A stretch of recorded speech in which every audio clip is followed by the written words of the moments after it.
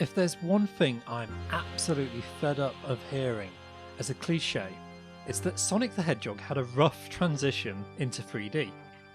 Now, it's not that this is a complete untruth.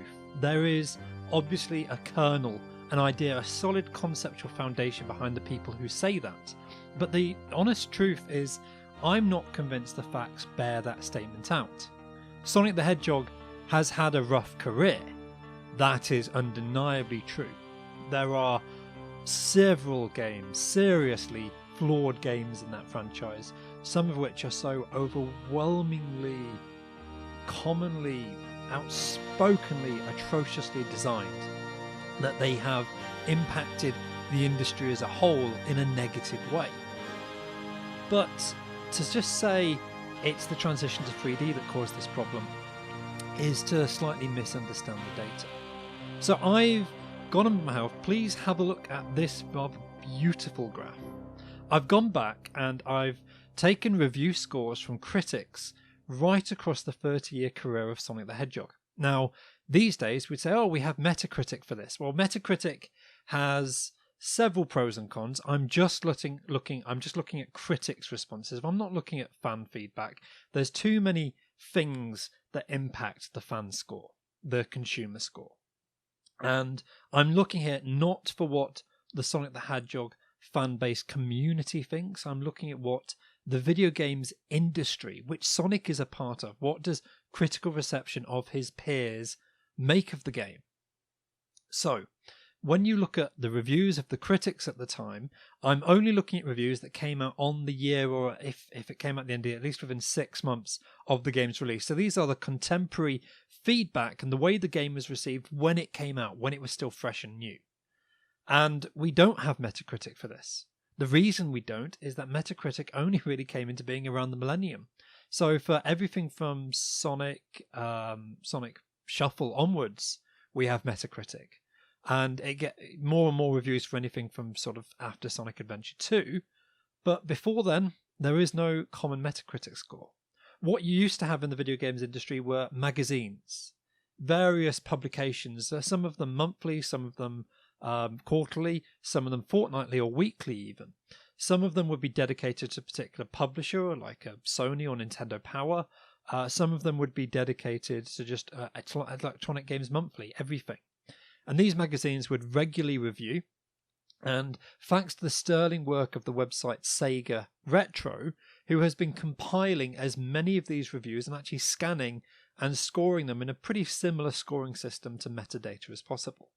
So by combining the reviews from the magazines and the reviews from the online websites, which are curated by Metacritic, I've actually gone in and I've taken all of the individual scores. So each white dot on this graph, each white dot represents the score attributed from one review, scaled up, so it's out of 100. Not every reviewer works out of 100, but this attributes a rough score to each one.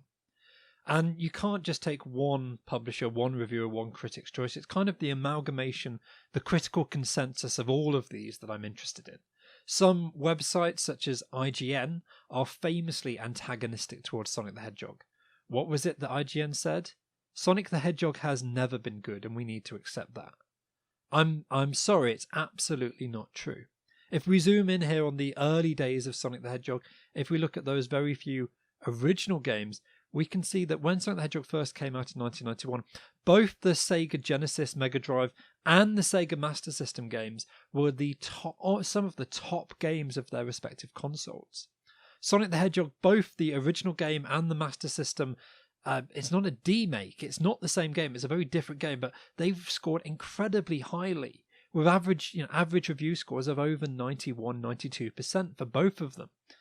And then we move on to the following few years. Sonic the Hedgehog 2 for the Master System was a bit of a dip, for the Genesis even stronger.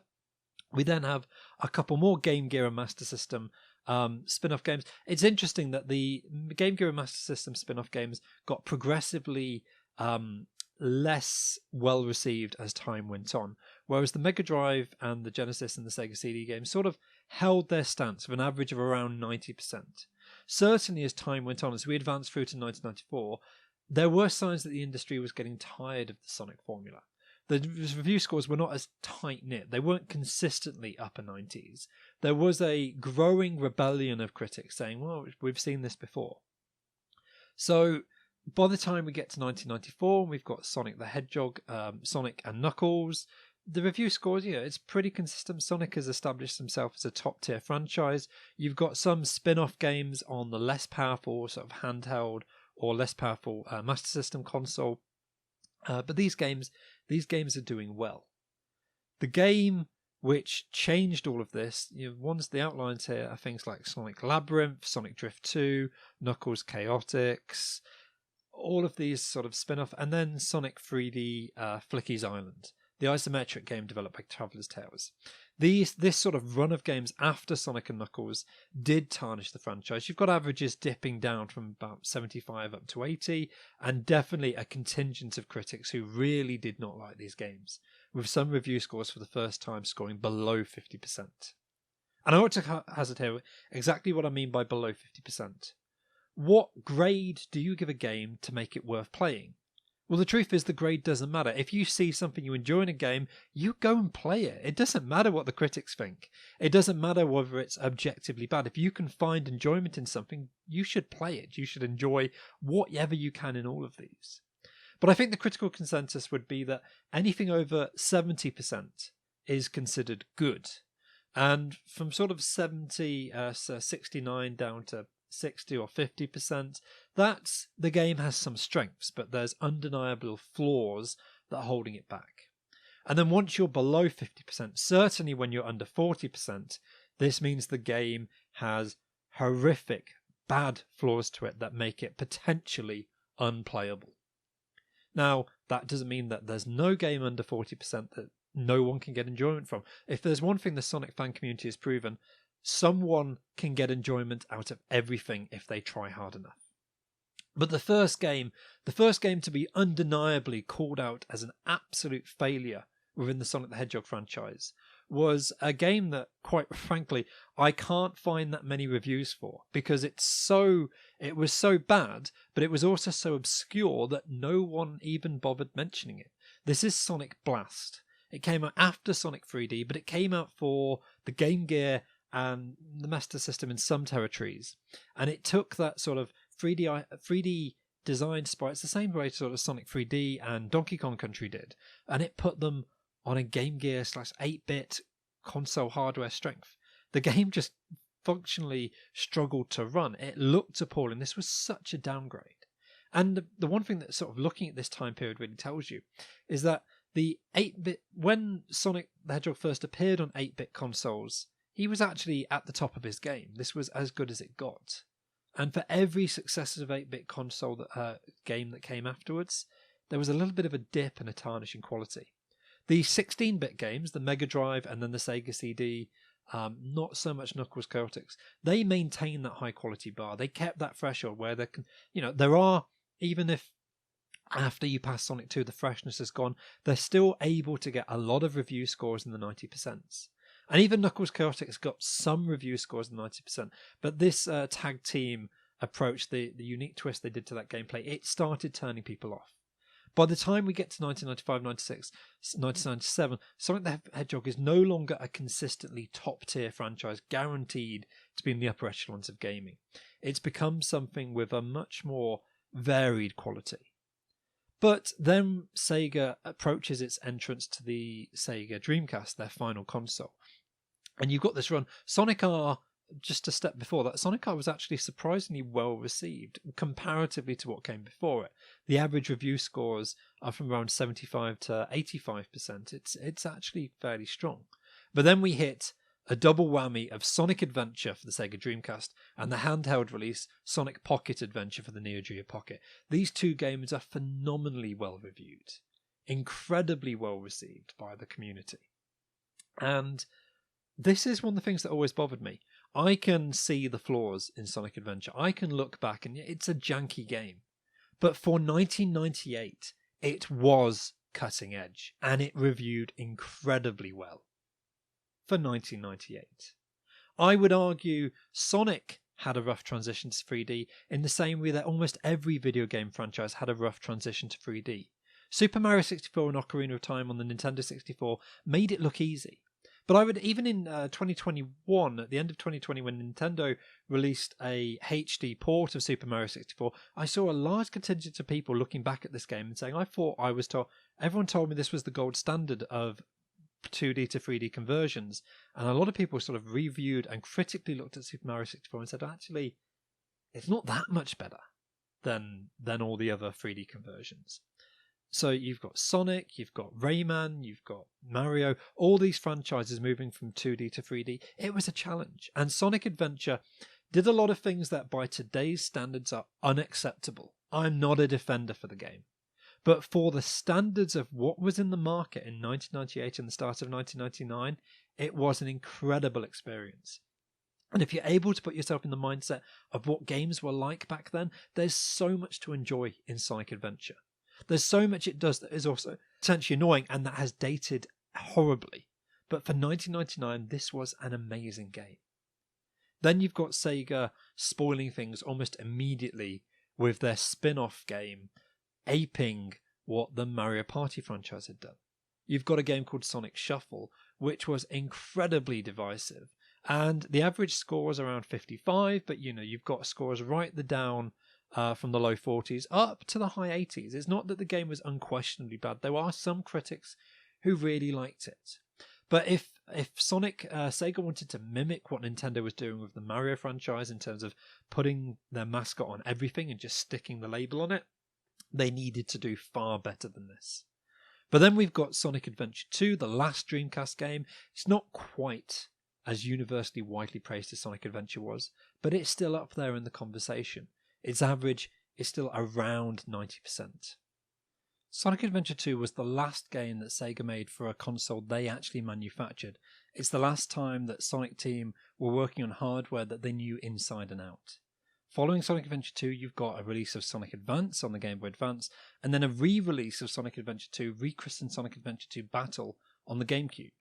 Now, I am largely not considering consoles from this point onwards. If a game releases on multiple consoles, unless the games are substantially different, as they are in a few cases, I'm summing the review scores together. But I think for Sonic Adventure and Sonic Adventure 2, their re-releases on the Nintendo GameCube are worth noting. Because Sonic Adventure 2 Battle, noticeably, despite selling extremely well, it's one of the best-selling GameCube games around. It's quite impressive for the Hedgehog's first entry on a Nintendo console. It reviewed nowhere near as well as uniformly well as the Dreamcast entry had on its release.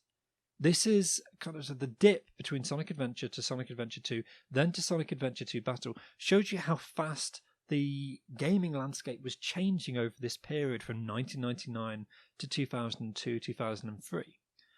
Sonic Adventure 2 is in many respects a better game than Sonic Adventure, but the gaming landscape had changed. And the thing that was universally praised as innovative in 1998 and 1999 was now not cutting edge in 2001 and definitively starting to feel archaic in 2002, 2003. And we can see that really badly just by how much of a dip there is for Sonic Adventure DX. Now, if you look on a lot of fan sites, there's actually this port is quite problematic in a lot of ways. It makes the lighting worse, it makes a lot of few things. It introduced glitches and bugs which were simply not present in the original Dreamcast game. And it's a shame that Sonic Adventure DX is the version that has then been released on Steam, on Xbox, on PlayStation stores. It's the version of Sonic Adventure that everyone refers back to if they want to play it in the modern age. And it's the damaged, glitchy port of the Dreamcast original. I'm not saying the Dreamcast original is glitch-free. It has problems, but it doesn't have as many problems as this GameCube port, which has then been re-released ad hoc ad nauseum ever since. Sega are actively harming the reputation of their own franchise by using this port for their re-releases. And it's a shame. But it definitely shows you that how by 2003, 2004, the negative review scores for Sonic Adventure DX showed just how much the industry had moved forwards. But we all knew this was a re-release. There were actually lots of re-releases around this time. I've not put in the Mega Collection, the Gems Collection. They're not original games. I'm interested in the new games that were still coming out. So we have Sonic Advance 2, quite a strong score. And then Sonic Heroes, which is also an extremely divisive title. Sonic Heroes has a lot of strengths, but it's also, for people who don't play it exactly as it wants to be played, it reveals itself to be quite a buggy mess.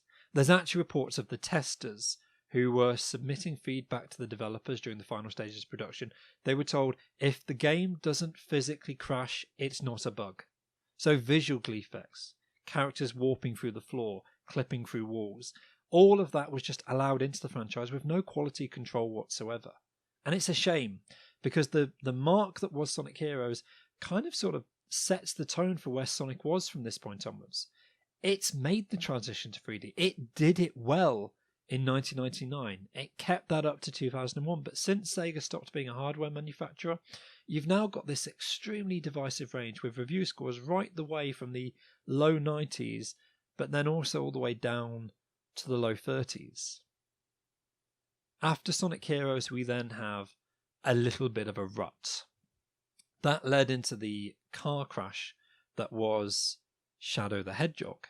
And then after a few spin-off games that were moderately better, we have the eponymous Sonic the Hedgehog from 2006. This is one of the most famous games. It kind of hit at the perfect storm time for internet culture. Angry fans, angry video game critics. Everyone was just fed up with how broken the game was. And the problem was it was just far too ambitious. This was the next generation of consoles, high definition for the first time. For its time now, the PlayStation 3 and the Xbox 360, they feel very antiquated. But compared to the original Xbox and the PS2, these were generational leaps in power. And Sega shot for the moon, and they missed by such a large mile that it shook the industry. It tarnished Sonic the Hedgehog's reputation pretty much forever, and it caused a re-evaluation of all of the games that preceded it, right the way back to the original Sonic Adventure. And I'd argue this is where the label that Sonic the Hedgehog had a rough transition to 3D. Well, yes, 6 years after the fact, it proven that he'd been going down a blind alley. This game proved it. But even then, there are some critics who got on quite well with Sonic the Hedgehog 06. The highest review score we could find was around 80. Not many of them. There's quite a few in the mid-70s. That's a solid game with some fundamental problems. But 70 still, as I said, it's a good score. But the average is down well below 50%. That's the third game in the franchise following Shadow the Hedgehog, which at least was a spin-off, didn't star Sonic, and following Sonic Blast, which was a game for a console, mostly a handheld console that had been dead for several years. No one cared about that in 1996. But Sonic the Hedgehog 06 was meant to be a tentpole release. It was meant to be a landmark game. But the strange thing is that's an outlier at this point in this Hedgehog's career. All the other games coming out immediately after it, Sonic and the Secret Rings, Sonic Rush Adventure, Sonic Rivals 2, Sonic Riders Zero Gravity, they're not universally beloved, but they had higher scores, getting lower and lower with each successive entry. You're building a narrative here up that the Hedgehog has been tarnished, and with each successive game, the sort of patience with the franchise is dipping, and you're getting lower and lower scores, eventually culminating in Sonic Unleashed and Sonic and the Black Knight. Now, a lot of people in the Sonic the Hedgehog fanbase will actually look at these and say, well, these are stronger games than the games that immediately preceded them, but they're possibly tarnished by some critical patience. Video game critics, these aren't Sonic fans, these are general video game critics just getting fed up with some of the things that these games make you go through to get through them. The tipping point when the quality control seems to come back in appears to be Sega and Sonic and Sega All-Stars Racing, immediately followed by Sonic Colors for the Nintendo Wii. And this is the weird thing, Sonic Colors took what Sonic Unleashed had established in terms of the main franchise, and it dumped a lot of spin-off side content. And the critical reception's good. It's still not back to where the Hedgehog was in 1991. We're not talking consistent review scores of high 80s, low 90s, but we are talking about a decent average, well in excess of 75% for quite a few games in a row. And it looked like for a while that the Hedgehog was sort of regaining his reputation. This almost holds true, except for the disaster that was the Xbox Kinect. And of course, Sega had to have a release out for the Xbox Kinect, and this game takes its form of Sonic Free Riders. I can't blame this game for being as broken it was. Many Kinect games were broken. This is a case of the hardware letting the game down just as much as the game failing to rise above it. So, ignoring that one outlier, we have some oddities here. Sonic Generations, despite being, in terms of the Hedgehog franchise, quite a strong entry, it's still reviewing in that high 70s, low 80s benchmark. And it's only slightly higher than what the fan base would tell you is a critical disaster, BioWare's handheld game Sonic Chronicles: The Dark Brotherhood. This Nintendo DS spin-off actually went down quite well at the time. It was only afterwards, when it ended on a cliffhanger that was never resolved with no sequel, that people began to turn back to it, reevaluate, and actually declare it was never that good at the time. But critics can get it wrong. This is not a defense. This is not a definitive view. This is just critical reception of Sonic Chronicles was much more favourable than I think history has judged it to be since. At this time, we've had Sonic 4. I haven't mentioned this because actually the key thing about the Sonic 4 games is that they're not memorable. They're not an improvement, but they're not substantially lower. At least Episode 1's not substantially lower. Episode 2, a lot of people would tell you that Sonic 4 Episode 2 was a better game than Sonic 4 Episode 1. But critically, it reviewed much worse. There may have been a case of the critics were quite keen to see the return of 2D Sonic and so gave Episode 1 a free pass, which they didn't do with Episode 2. But definitely the reviews for Episode 2 are much more varied, with some quite low scores in there. Some of them well below 50, getting down to 30, below 50%. It's a bit of a shame. Then we have Sega's exclusivity deal with Nintendo, and some games coming out on the Wii U. Sonic Lost World, they are distinct different games, but there's no difference in the review scores between the Wii U game and the 3DS game. Both of them have their fans, both of them have their extreme detractors. And then this Wii U exclusivity, which also had the Olympic Games franchise that I've not talked about, but it ends with the last of our catastrophic Sonic games, at least to date. Sonic Boom: Rise of Lyric was a train wreck from production through to manufacture through to release. You almost have to feel sorry for the developers and when you find out what went on behind the scenes, but ultimately the game has to be judged on the qualities of what was released on the store shelves, and it's the ostensibly worst game in the franchise. Thank God it's a spin-off, to be honest, because this is objectively worse than Sonic 06. It's objectively worse than Sonic Blast. And it got so much more attention than that first one. So maybe actually Sonic Blast has the edge in terms of poor quality. But the Sonic Boom franchise immediately is off to a bad start with Rise of Lyric. And the DS game doesn't fare much better. Shattered Crystal is still a notable step down on where the franchise normally should be. Sonic Team themselves, meanwhile, are obsessed with the mobile phone game Sonic Runners, which gets a pretty tepid response. We have another Boom spin-out, Fire and Ice, which does better. But I think at this point the die's set and the Boom franchise is doomed for an early death. Then, where are we to the current day? Well, we have Sonic Mania, return to the 2D formula, critical darling, exceptionally strong game. But followed immediately after by Sonic Forces. The general critical consensus to Sonic Forces was meh. It reviewed low 70s, high 60s. Not a broken game, not objectively bad, just unimpressive. Nothing to write home about. But you have, again, the shining spark of the Sonic racing games, and the last game released to date prior to 2021 is Team Sonic Racing. Again, these racing games are actually consistently high 70s, low 80s for their review scores. There's a range, there's always some detractors. But when you look at the average there, you can see pretty much how things are panning out. So this picture, this graph sort of shows you how critical consensus for the Hedgehog has changed over time. There's always been detractors. But what I find interesting is it's the spread of these games. Metacritic will give you an average. It will say the average grade is this. But I like looking at the spread and seeing how many games do have their fans, how many games actually had critics out there who gave them time, gave them patience, and found something to love in there. And conversely, how many games were just so intrusive, so in your face with their poor qualities that the critics just went, no, I'm not taking this anymore. And there's been a few games that have done this, where the critics have just said, This is a train wreck that should never have existed. SEGA have let the ball drop on multiple occasions, and they've let it drop in one of their most beloved franchises.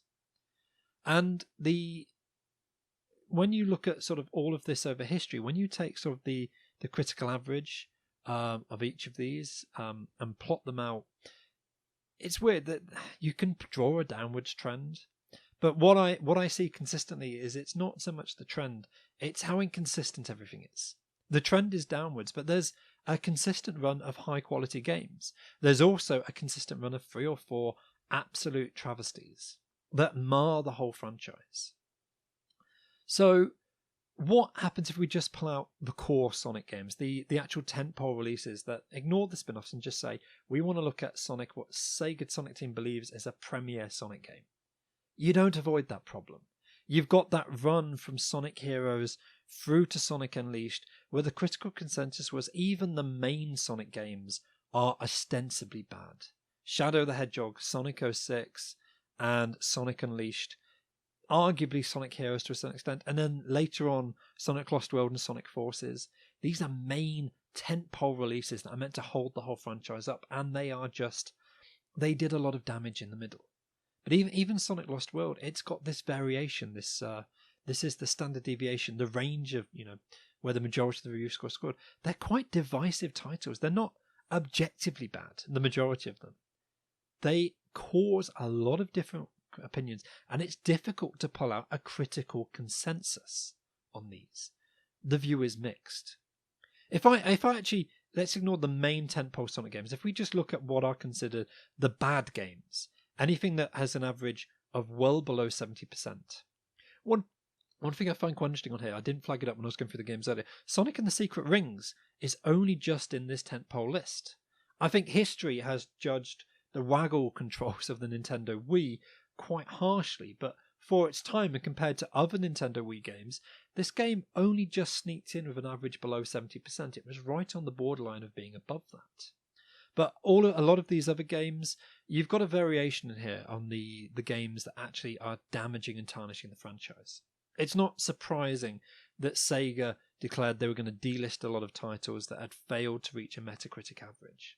I think that's the wrong way of going about it. They could have done a lot to sort of clean up their back catalogue without just pretending half of it didn't exist. Because actually, after this period of gap, of quite strong entries, once you hit Sonic Lost World, you've got, and the Sonic Boom franchise, you've got quite a few games in a row which actively made things worse. But judging the thing that strikes me, particularly when you look at Sonic Mania and Sonic Forces, is that they came out so close to each other. I don't think it's fair to judge Sonic the Hedgehog by game, because the wider gaming community isn't judging Sonic on an individual game. Each critic is reviewing the one game directly in front of them at a time. But it's about the narrative of how Sonic is progressing.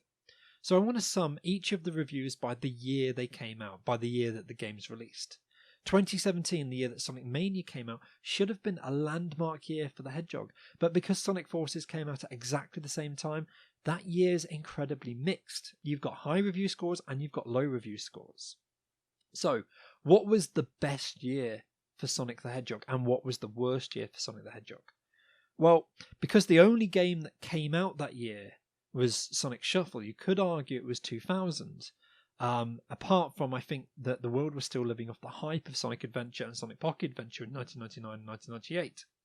So I think Sonic Shuffle being just one spin-off game and one clear outlier in a franchise that was still going strong at that point, that year gets a free pass.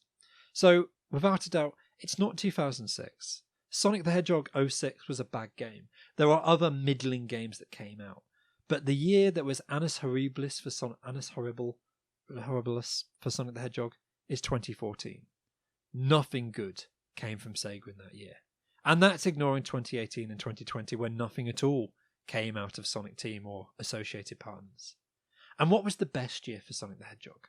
Well, you might say it was 1992 when Sonic 2 came out. You might say it was 1999 when you've got that run from Sonic Adventure into Sonic Pocket Adventure. That brilliant 2 years for the franchise. It's not been consistently good. It's not been consistently widely praised since the millennium. which is a shame for what used to be a premier franchise. But besides 2014 and maybe 2009, is there actually a year when I can say when a Sonic game came out where it was objectively bad, where it was so poorly received it tarnished the franchise? No, there's a lot of good here. And Sonic the Hedgehog didn't have a difficult transition into 3D. There's no... Clearly, after you get past the Millennium, once we've entered the 3D realms, we have this point where the quality control has gone out the window. You had signs before that where the variation between the games, you had a high tier and a lower tier of games, but that was extremely obvious.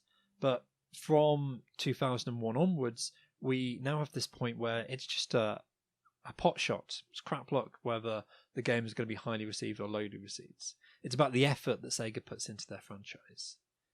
On a year-by-year basis, Sonic Team has just failed to live up to a level of quality control and consistently. And we can only hope that Sega's taken this message on board. Because when you do the average sum by year, it's hard to see a definitive trend here. It's almost the situation has just been in cycles of repetitiveness. The one constant has been there's been less and less numbers of releases as time goes on. They've become more sporadic.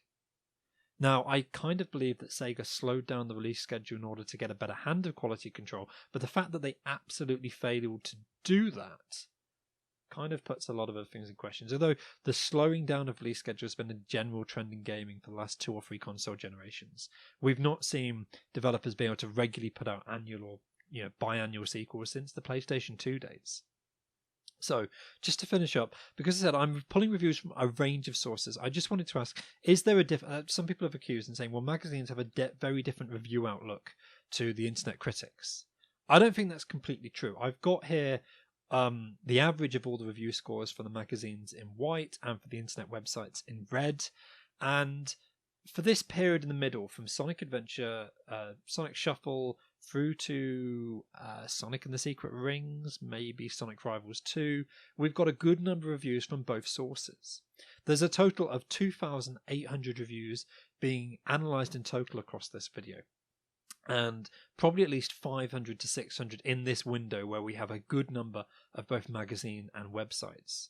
And they're not that far out. It's not consistent whether the magazines score higher. Maybe they do a little bit, but when they're higher, it's only consistently higher by a few percentage. Definitely something that's in the low 50s for the websites is maybe high 50s for the magazine. It's still in the 50s.